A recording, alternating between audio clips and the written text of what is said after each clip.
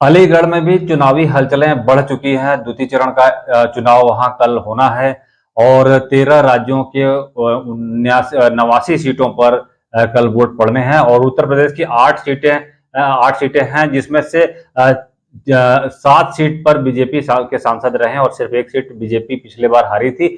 और अलीगढ़ में भी जो चुनावी हलचलें तेज हो चुकी हैं, तो ताले और तालीम की नगरी है। ताला यानी वहां पे ताले की इंडस्ट्री है और तालीम वहां, चूंकि अलीगढ़ मुस्लिम विश्वविद्यालय है, तो ताले और तालीम की नगरी अलीगढ़ में इस बार बीजेपी के जो प्रत्याशी सतीश गौतम हैं और एक ब्राह्मण प्रत्याशी हैं, तो क्या तीसरी बार हैट्रिक लगा पाएंगे?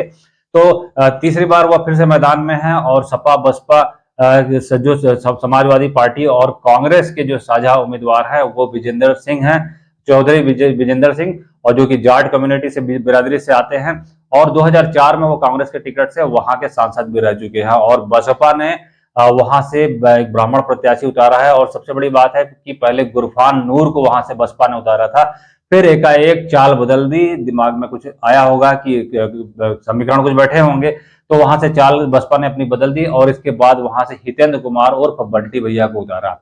तो इस तरीके से वहां पर जब जनता के बीच में पूछा जाता है तो वहां पर तमाम मुद्दे होते हैं। उसी तो मतदाताओं की दृष्टि से देखा जाए तो मुस्लिम मतदाता वहां पर जो है वह उनकी संख्या सबसे अधिक होती है और बाकी बिरादरियों के जो सेट किए जाए तो उसमें वह जो मुस्लिम समुदाय है वह काफी निर्णायक होता है, तो उसको अपने फेवर में रखने की पूरी कोशिश होती है। तो ऐसा माना जाता रहा है कि वहां पर अगर वहां पे जाट बिरादरी और जाटो बिरादरी काफी ताकतवर स्थिति में है, तो माना जाता है कि अगर जाट के साथ मुस्लिम लग गए तो सपा की जीत हो जाती थी और अगर जाटों के साथ मुस्लिम लग गए तो बसपा का हाथ ही भारी पड़ता था। लेकिन इस बार चूंकि बीजेपी के साथ राष्ट्रीय लोक दल जयंत चौधरी की पार्टी है, तो ऐसा माना जा रहा है कि जो जाट बिरादरी का रुझान होगा वह बीजेपी की तरफ होगा।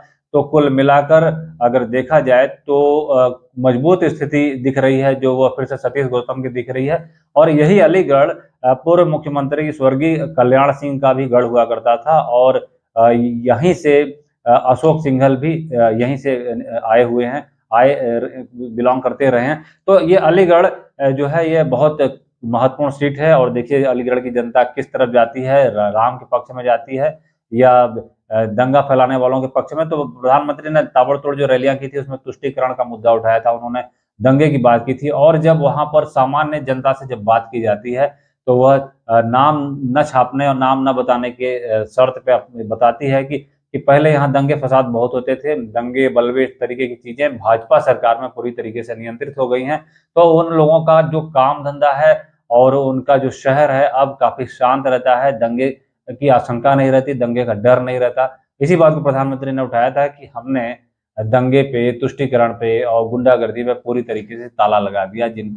जिस पार्टी का कभी गुंडागर्दी और दंगे ट्रेडमार्क हुआ करते थे, उस ट्रेडमार्क को हमने मिटा दिया। तो उन्होंने जनता से वहां के रैली में सहयोग मांगा और आश्वासन मांगा कि जमकर वोट दीजिए और फिर से बीजेपी की सरकार को लाइए। तो इस लिहाज से देखा जाए तो जो विपक्ष मुद्दे उठा रहा था, विपक्ष सिर्फ यही मुद्दे उठा रहा था कि केंद्र की जो मोदी सरकार है वह ईवीएम का विषय उठाया, इसके अलावा मोदी सरकार पे रोजगार को पूरा न करने का वादा न करने की बात उठाई और इसके अतिरिक्त बार बार जो मुद्दा उठाया वह यह था कि लोकतंत्र की हत्या हो रही है या लोकतंत्र का नाश हो रहा है मोदी सरकार के द्वारा। तो ये अपनी अपनी बातें हैं, लोकतंत्र बहुत मजे से चल रहा है ऐसा कुछ नहीं है। सामान्य जनता के बीच में लोकतंत्र काफी मजबूत हुआ है और जहां लोगों की न्याय के प्रति एक विश्वास दृढ़ हुआ है, तो वहीं गलत तत्वों, माफिया तत्वों के अंदर भय भी व्याप्त हुआ है और कहीं ना कहीं कानून बहुत अच्छे से अपना काम कर रहा है। तो हमें ऐसी सरकार चुननी है। अलीगढ़ के लोग इस चीज के लिए बहुत समझदार हैं, वो क्या चुनते हैं कल